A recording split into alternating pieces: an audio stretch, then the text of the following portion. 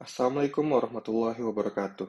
Pada materi kali ini, kita akan membahas tentang logika proposisi.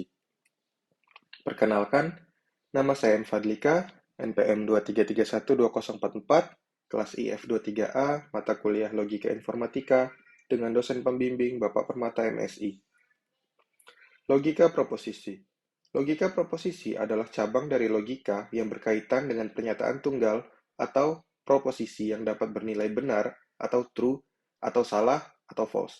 Dalam logika proposisi, kita berurusan dengan pernyataan yang memiliki nilai kebenaran tetap, yang berarti pernyataan tersebut tidak bergantung pada konteks atau situasi tertentu.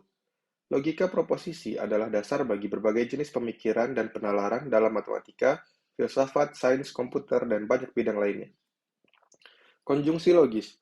Konjungsi logis adalah komponen penting dalam logika yang digunakan untuk menggabungkan atau menghubungkan pernyataan atau proposisi. Mereka memungkinkan kita untuk membentuk pernyataan yang lebih kompleks dari pernyataan-pernyataan dasar dengan mengindikasikan hubungan logis antara mereka.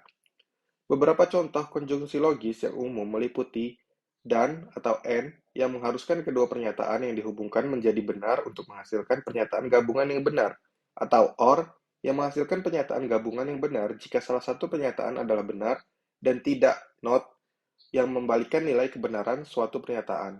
Konjungsi logis digunakan dalam pemrograman, pemecahan masalah, dan berbagai aspek logika komputasi untuk menghasilkan kesimpulan yang tepat berdasarkan premis-premis yang ada. Tabel konjungsi bisa kita lihat pada tabel berikut. Ada namanya seperti negasi, konjungsi, disjungsi, eksklusif or, implikasi dan biimplikasi, dan ada juga simbol-simbolnya seperti yang ada pada tabel. Atau bahasa umumnya untuk negasi bisa kita sebut sebagai not, konjungsi sebagai and, disjungsi sebagai or, dan seterusnya. Fungsi not. Fungsi not ini adalah untuk membalikan keadaan seperti P yang tadinya true, jika kita negasikan akan menjadi false. Dan N ini adalah konjungsi yang mana kedua pernyataan harus bernilai benar, maka hasilnya akan benar. Jika salah satunya bernilai false, maka hasilnya akan false.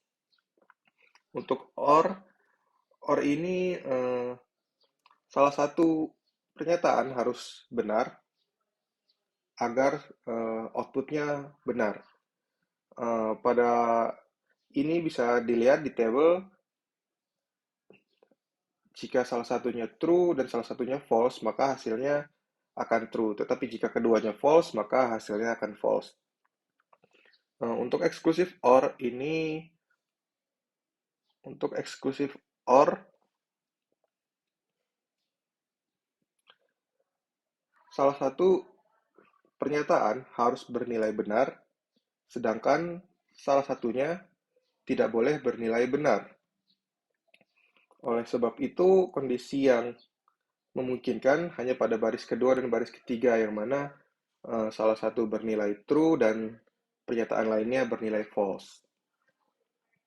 Maka hasilnya akan true. Atau setelah itu, maka hasilnya false. Implikasi. Implikasi ini adalah di mana suatu pernyataan menuju suatu pernyataan yang lain. Dan suatu pernyataan yang tadinya true jika menuju pernyataan yang bernilai false, maka dia hasilnya akan false. Sedangkan jika pernyataannya dari false ke true, maka dia akan bernilai true, atau dari true ke true, dia akan bernilai true, dan dari false ke false, dia akan bernilai true.